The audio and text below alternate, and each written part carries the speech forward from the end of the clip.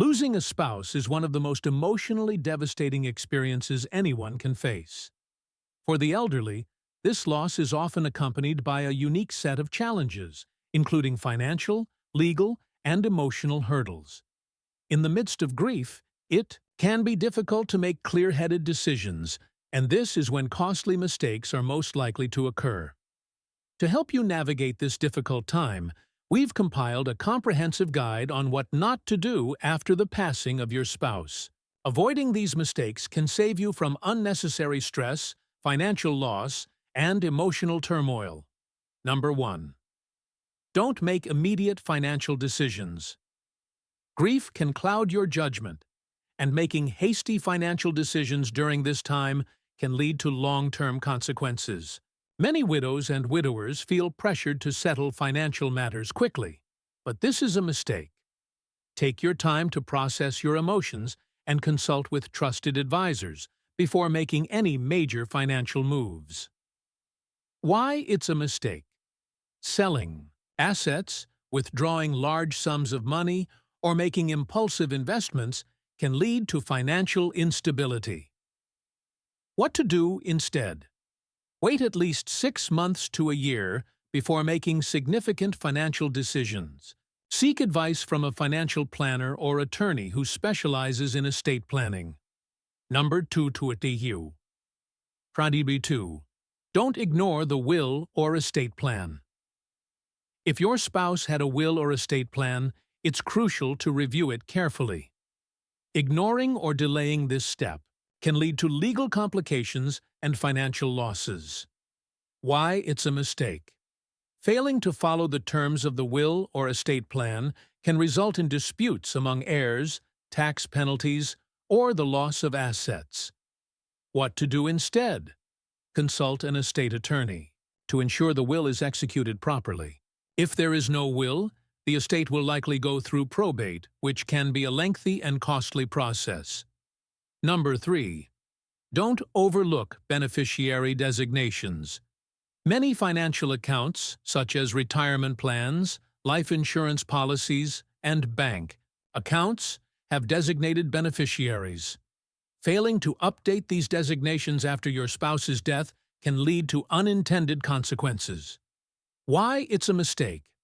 If your spouse was the primary beneficiary, the assets may not pass to you or your heirs as intended. What to do instead? Review all beneficiary designations and update them as needed. This includes retirement accounts, life insurance policies, and payable on death (POD) accounts. Number 4. Don't neglect to notify relevant institutions. After your spouse's passing, it's important to notify banks, credit card companies, government agencies, and other institutions.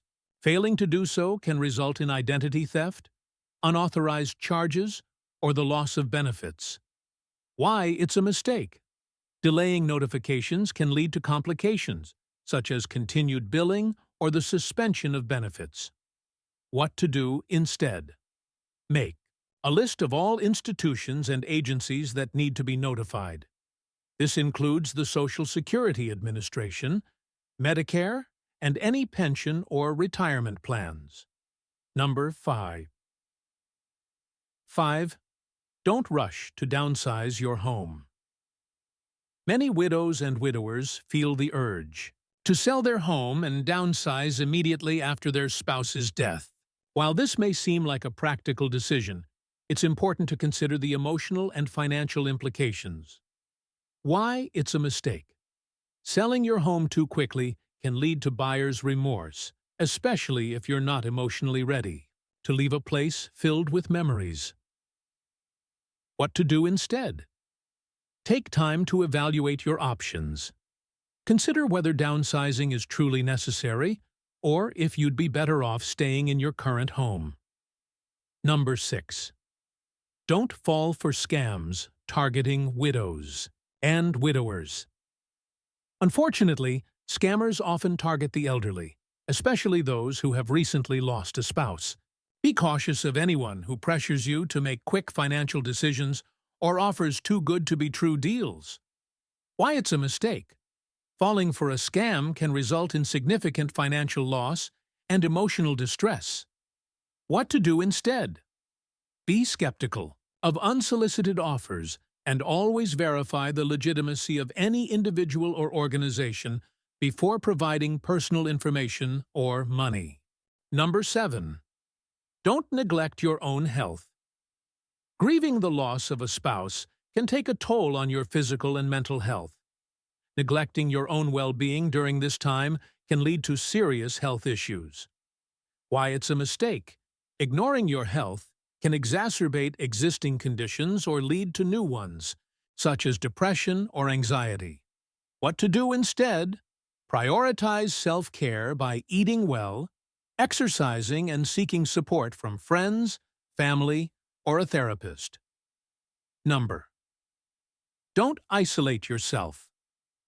It's natural to want to withdraw from social activities after losing a spouse, but isolating yourself can worsen feelings of loneliness and depression.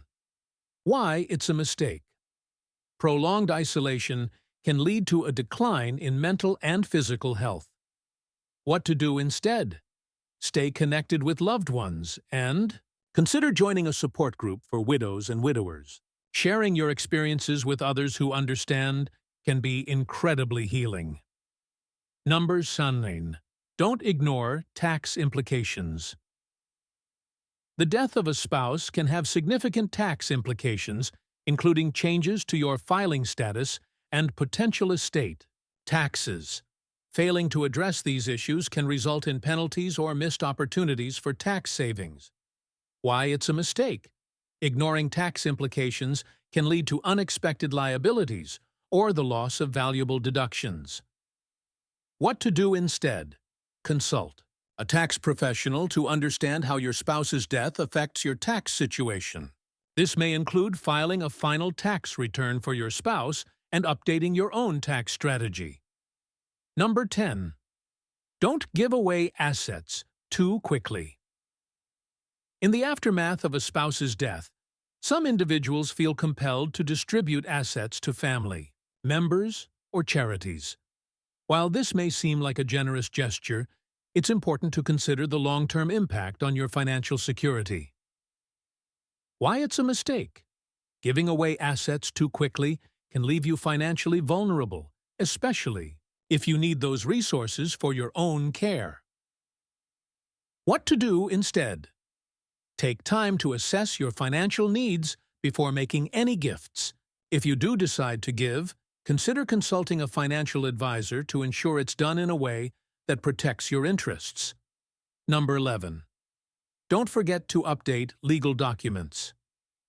After the death of a spouse, it's important to update your own new legal documents, including your will, power of attorney, and healthcare directives. Why it's a mistake. Failing to update these documents can lead to confusion or disputes if you become incapacitated or pass away. What to do instead? Work with an attorney to review and update your legal documents to reflect your current wishes. Return. Don't neglect to claim survivor benefits. If your spouse was receiving Social Security or pension benefits, you may be entitled to survivor benefits. Failing to claim these benefits can result in a significant loss of income. Why it's a mistake. Missing out on survivor benefits can leave you financially strained. What to do instead? Contact the Social Security Administration and any relevant pension plans to determine your eligibility for survivor benefits. Number 13. Don't let others pressure you. Well-meaning friends and family members may offer advice or pressure you to make certain decisions. While their intentions may be good, it's important to make choices that are right for you. Why it's a mistake. Allowing others to dictate your decisions can lead to regret and resentment. What to do instead? Take time to consider your options and make decisions based on your own needs and preferences. Number 14. Don't overlook digital assets. In today's digital age, it's important to address your spouse's online accounts, such as email, social media, and digital subscriptions. Failing to do so can lead to identity theft or the loss of important information. Why it's a mistake. Neglecting digital assets can result in unauthorized access or the loss of valuable data. What to do instead? Work with your spouse's executor or attorney to access and manage their digital accounts. This may include closing accounts, changing passwords, or transferring ownership. Number 15. Don't forget to grieve. Finally, it's important to allow yourself time to grieve.